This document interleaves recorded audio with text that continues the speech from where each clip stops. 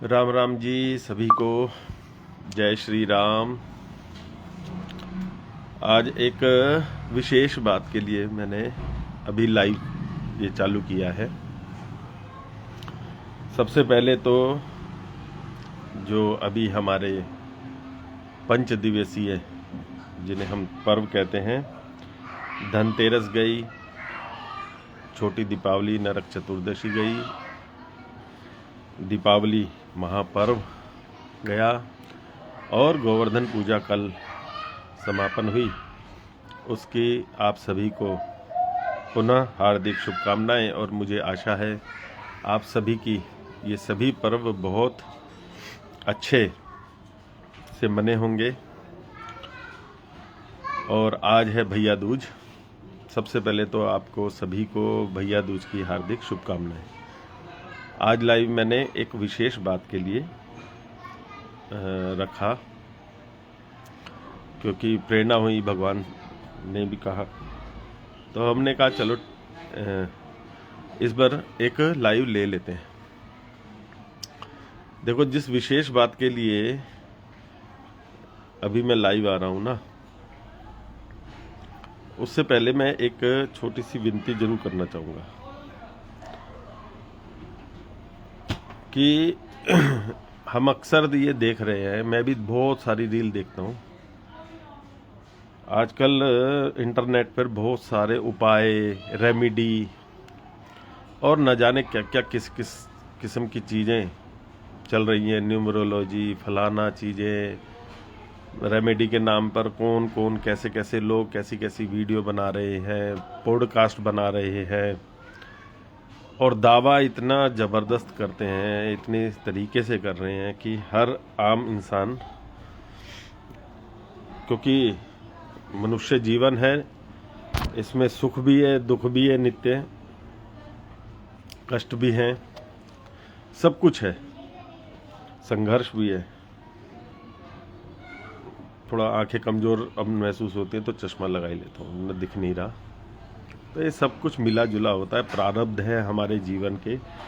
हमारी जो जीवन यात्रा चल रही है, हम सामान्य दृष्टि से देखते हैं, सामान्य मनुष्य की तरह समझते हैं, तब हमको ये सुख और दुख के अनुभव अतिशय प्रतीत होते हैं। लेकिन जब हम आध्यात्मिक रूप से थोड़ा सा प्रबल हो जाते हैं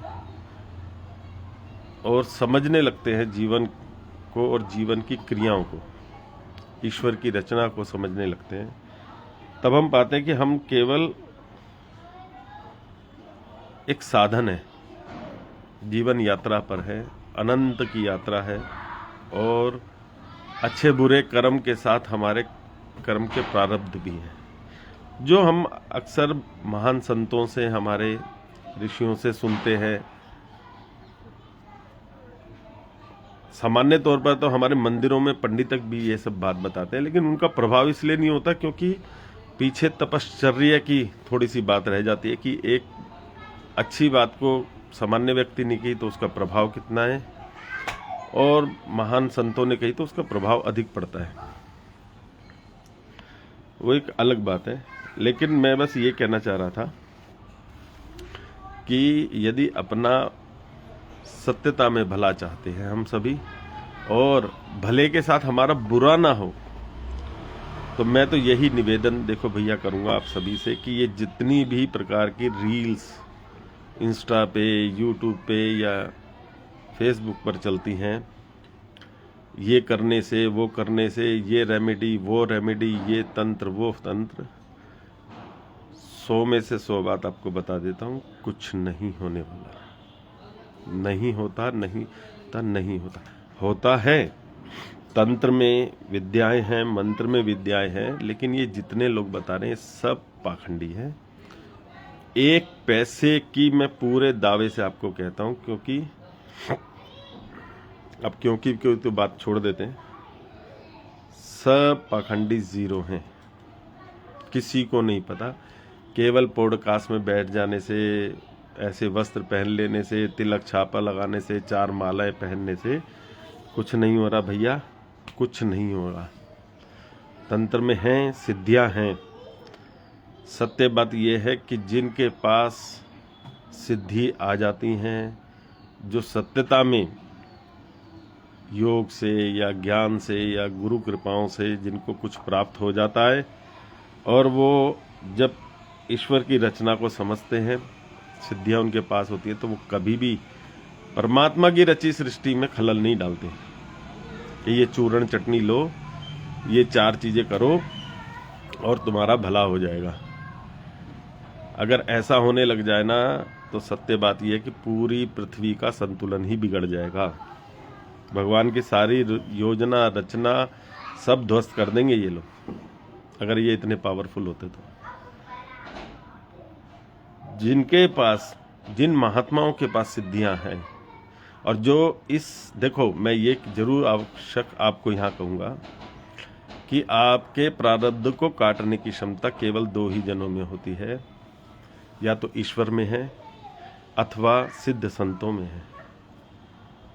परंतु ये रेमेडियों से कुछ नहीं होने वाला।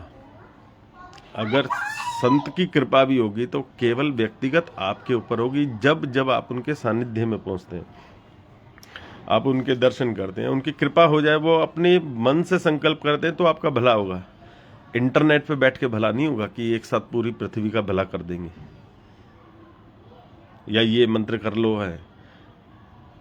जो जिनके पास ये सामर्थ्य है, वो केवल आपको एक ही बात कहेंगे कि भगवान का नाम लो, चाहे राम राम कहो, चाहे श्री कृष्ण कहो, चाहे राधे राधे कहो।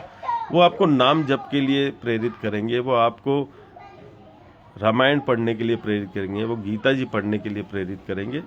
कहने का अर्थ है वो आपको भगवान से जुड़ने के लिए प्रेरित करेंगे, जहां से प्रारब्ध को काटा जा सकता है। अथवा तो परमात्मा काट रहे हैं, यानी आप उनके नजदीक जा रहे हैं, या संत की कृपा होगी तो सामने व्यक्तिगत होगी, ऐसे नहीं होगी। महात्माओं की, ऋषियों की, योगियों की अगर कृपा होगी, उनका आशीर्वाद होगा, तो व्यक्तिगत मिलेगा। ऐसा थोड़ी है कि वो भगवान की जो रचना कोई पलट देंगे। और वो भी तभी होता है जब ईश्वरीय प्रेरणा होती है, तभी आपको, आपके ऊपर वो कृपा भी करते हैं। तो कहने का अर्थ ये है कि इन चक्करों में ना रहना, बिल्कुल नहीं रहना चाहिए। अब बहुत से लोग, मुझे भी, मेरे मित्र भी हैं, मेरे से व्यक्तिगत भी मैसेज करते हैं कि हमें ये उपाय बता दो, हमें ये ऐसा बता दो, हमको ये करा दो। देखो, कराने के लिए बहुत बड़ी चीज नहीं है, लेकिन सच बात यह है कि कुछ चीजों के ज्ञान होने के बाद मैं अपने लिए भी नहीं करता, सामने रखी हुई चीज को भी नहीं करते, क्योंकि प्रारब्ध तो होकर रहेगा। आज आप उसे टाल दोगे, कल डबल होके आएगा। तो जो समझ जाते हैं वो सहज हो जाते हैं, जो नहीं समझते वो विचलित रहते हैं। तो जो आपके कर्म से रिलेटेड प्रारब्ध है, उस पर तो व्यक्तिगत किसी कोई ऐसा हो जाए कि हाँ, मन में इच्छा हो, प्रेरणा हो परमात्मा की, हाँ इसके लिए ये 100 लोग परेशान हैं, 100 में कोई एक पर भगवान की कृपा हो जाए, वो माध्यम कहीं ना कहीं हम या कोई भी बन सकता है, कोई भी कहीं भी बन सकता है, लेकिन वो व्यक्तिगत होता है, ईश्वरीय कृपा से होता है, गुरु कृपा से होता है। ऐसा नहीं होता कि एक चीज आपने सबके लिए बता दी, अब किसी का कुंडली के ग्रह कुछ हो रहे हैं, किसी के कुछ हो रहे हैं, आपने एक चीज बता दी, पता लग रहा है कि एक का भला हो सकता है हो जाए, लेकिन 100 का बर्बाद हो जाने वाला है। और ये अनुभव की बात मैं आपको बता रहा हूँ, बाकी आपकी सहज बुद्धि है, तो ये इन चक्करों में ना पड़ो। रही बात, कुछ चीजें ऐसी होती हैं जिन्हें बताया जा सकता है सार्वजनिक रूप से कि सभी लोग कर सकते हैं। उसका मुख्य रूप क्या है कि, या देखो, एक होता है कि प्रारब्ध के रूप में कोई बीमारी है, शरीर पे कोई जानलेवा कष्ट है या रोग है, वो अलग प्रारब्ध है। कुंडली से रिलेटेड अलग प्रारब्ध है, ठीक है, अन्य अन्य कारण हो सकते हैं, लेकिन कुछ चीजें कॉमन होती हैं। उस पर मैं आज आपको जरूर बता सकता हूं, जिसके लिए मैं लाइव आया था, क्योंकि आज वर्ष का सबसे विशेष दिन होता है 1 महीने से, और उसको बताने में मुझे सहज प्रेरणा है कि मैं इसको आपको बता सकता हूँ। आज की जो दिनचर्या हो गई है, आज का जो समय चल रहा है, जिस प्रकार की जीवन शैली हो गई है, आप यहाँ से इस वीडियो को समझ सकते हैं कि इसी काम के लिए मैंने लाइव लिया था कि सामान्य रूप से अधिकतर लोग मानसिक रूप से अशांत हैं, मानसिक रोग हैं, चाहे वो अशांति के रूप में है, चाहे वो डिप्रेशन के रूप में है, चाहे अवसाद है, या कुछ कारणों में बच्चों में बड़ों में फिजिकली भी आ रहे हैं, अनिंद्रा है, अनेक यानी मानसिक या मन से या मस्तिष्क से लेकर के रिलेटेड जितने भी प्रकार की समस्याएं लोग झेल रहे हैं। देखिए ये समस्याएं हैं, तो समस्या के ऊपर बात की जा सकती है, किसी के प्रारब्ध को बदलने का काम मेरा नहीं है, वो मैं नहीं करूँगा। तो जो मानसिक रूप के ऊपर हम बात करें कि मन से रिलेटेड किसी को घबराहट रहना, बेचैनी रहना, या मन कमजोर होना, किसी भी काम को करने से पहले डरना, एकांत में डरना, दुखी रहना, आत्महत्या जैसे विचार, परिवार में मतलब अकेले रहना, उदास रहना या चिड़चिड़ापन रहना, जितने भी प्रकार के मानसिक रोग हैं उन सभी के लिए, चाहे वो विशेषकर महिलाओं में हो, बच्चों में हो, पुरुषों में हो, वृद्धों में हो, आज का दिन सही मायने में एक बहुत विशेष दिन होता है। जब कृष्ण पक्ष, कार्तिक मास की कृष्ण पक्ष अमावस्या के बाद, दीपावली के बाद शुक्ल पक्ष आता है, ये दूज का दिन होता है।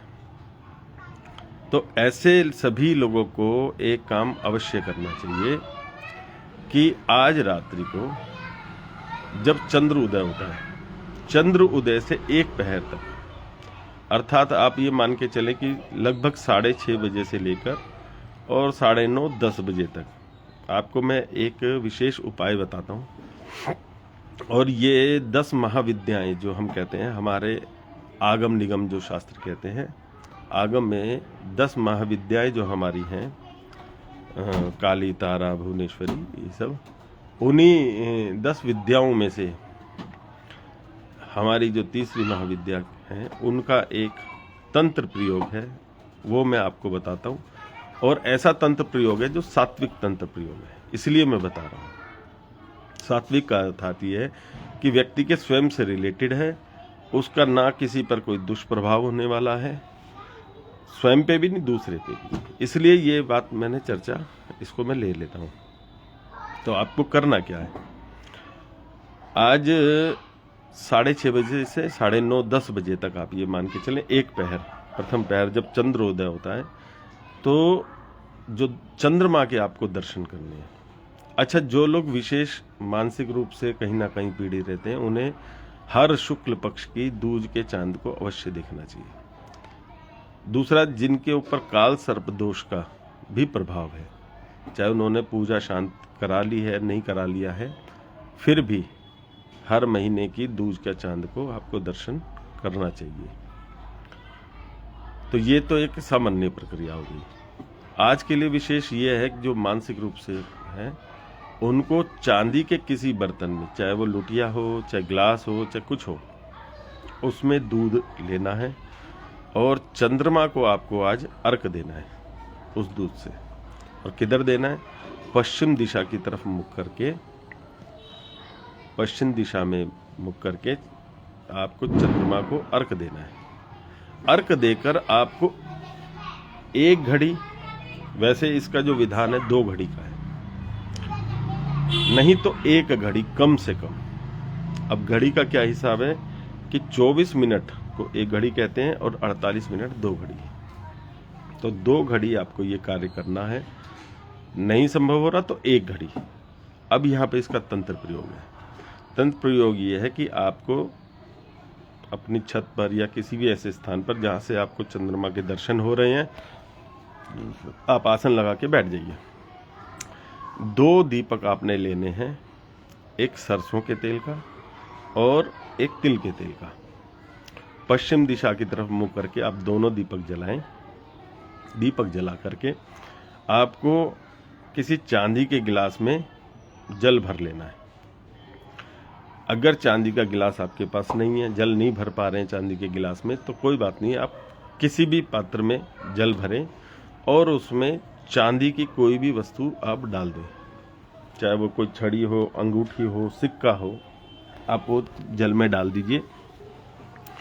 48 मिनट आपको पश्चिम दिशा की तरफ मुख करके दीपक जला करके अब जो क्रिया करनी है वो इस प्रकार है कि आपको सबसे पहले 11 बार श्री गणेश जी का एक मंत्र पढ़ना है। मंत्र है ओम ह्रीम ग्लौं नमः। इसको वैसे गुरु पद्धति से हम ह्रीम बोलते हैं और जिनके पास गुरु पद्धति नहीं है वो ह्रींग बोल सकते हैं। जैसे हींग के ऊपर आर रै और लग गया ह्रींग। ओम ह्रींग ग्लौं नमः 11 बार आपको ये तंत्र प्रयोग है जो मैं आपको बता रहा हूँ। ये 10 महाविद्या में से एक तंत्र का प्रयोग है। 11 बार गणेश जी को ओम ह्रीं ग्लौं नमः ये जाप आपने करना है और 11 बार ही आपको महामृत्युंजय मंत्र पहले पढ़ना है, आवश्यक है। और हो सके तो इसका एक विधान और ये है कि अगर आपके पास कुशा हो तो उसे मौली में बांधकर, कुशा के थोड़े से टुकड़े को मौली में बांधें। मौली का एक टुकड़ा अपने शरीर के किसी भी अंग से बांधें, दूसरा मौली में जिस इधर कुशा बांधे के दक्षिण दिशा की तरफ उसको रख दें खुले में। ये एक व्यापक तंत्र है, इतनी आवश्यकता आपको नहीं पड़ेगी क्योंकि आपका आरंभ भी सूक्ष्म और इसी प्रकार से मैंने इसको लिया है, शोध करके छोटा किया हुआ है। तो आपने 11 बार गणेश जी का ओम ह्रीं ग्लौं नमः, 11 बार महामृत्युंजय मंत्र ओम त्र्यंबकं जजामहे सुगंधिम पुष्टिवर्धनम उर्वारुकमिव बंधनान् मृत्योर्मुक्षीय मामृतात्। हम इसको ओम त्र्यंबकं जजामहे पढ़ते हैं क्योंकि ये शुक्ल यजुर्वेद का मंत्र है। आप इसे ओम त्र्यंबकं यजामहे भी पढ़ सकते हैं, कोई बात नहीं। अब 11 बार आपने महामृत्युंजय मंत्र पढ़कर एक माला होती है 1, 2 होती हैं 2, 3 होती है 3, आपको 48 मिनट कम से कम करनी है।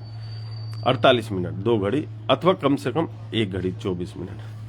अब जो मुख्य मंत्र है वो है ओम ह्रीं भुवनेश्वरीय ह्रीं नमः। ये काली तारा भुवनेश्वरी महाविद्या का मंत्र है ये। ओम ह्रीं, आप ह्रीं को ह्रींग भी कर सकते हैं, आसानी होती है। ओम ह्रीं भुवनेश्वरीय ह्रीं नमः। आप इन तीनों को लिख लीजिए। गणेश जी के लिए ओम ह्रीं ग्लौं, आधा गै ले लो के ऊपर डबल ओ की मात्रा और बिंदी, ओम ह्रीं ग्लौं नमः। फिर महामृत्युंजय का मंत्र, क्योंकि भैरव के रूप में स्वयं साक्षात महादेव हैं, भुवनेश्वरी के मृत्युंजय महादेव हैं। वैसे तो इसका एक मंत्र और भी होता है, हस्ताभ्याम कलशम ददामित्यम, उस पर न जाकर के आप इतना सूक्ष्म में इसको लीजिए। और महामृत्युंजय के बाद आप मंत्र लिख लीजिए ओम ह्रीं भुवनेश्वरीय ह्रीं नमः। इसकी एक माला आपकी होती है, 2 होती हैं, 3 होती हैं, जितनी ज़्यादा हो जाए पश्चिम दिशा में मुख करके दीपक जला करके आप करें। और कर करके आप जब इस माला को आप समापन कर लें 24 मिनट में या 48 मिनट में, उसके बाद आपको फिर 11 बार महामृत्युंजय मंत्र पुनः पढ़ना है। ये संपुट होता है। ओम त्र्यंबकं जजामहे सुगंधिम पुष्टिवर्धनम उर्वारुकमिव बंधनान् मृत्योर्मुक्षयमामृतात्। पुनः क्रम सुन लीजिए। पहले 11 बार गणेश जी का मंत्र, फिर 11 बार महामृत्युंजय मंत्र। वैसे ये एक एक माला के रूप में चलता है और इसकी संख्या के हिसाब से होता है कि बीच का जो बीज मंत्र जो आप करेंगे ये कितनी संख्या में है, तो गणेश जी की भी उसके अनुपात से होती है। वो कभी फिर बता देंगे आपको या व्यक्तिगत पूछने पे बता देंगे। ऐसी माला होती है, परंतु 48 मिनट के लिए 11-11 बहुत है। 11 बार गणेश जी का मंत्र, 11 बार महामृत्युंजय मंत्र, उसके बाद 1, 2, 3, 4 जितनी माला हो सकती हैं आपको वो माला करके अंत में फिर महामृत्युंजय मंत्र की माला। और ये सब होने के बाद आपको वो जल पी लेना है जो आपने रखा है अपने साथ। उस जल को आप पीजिए बहुत काम करने वाला है। जय श्री राम।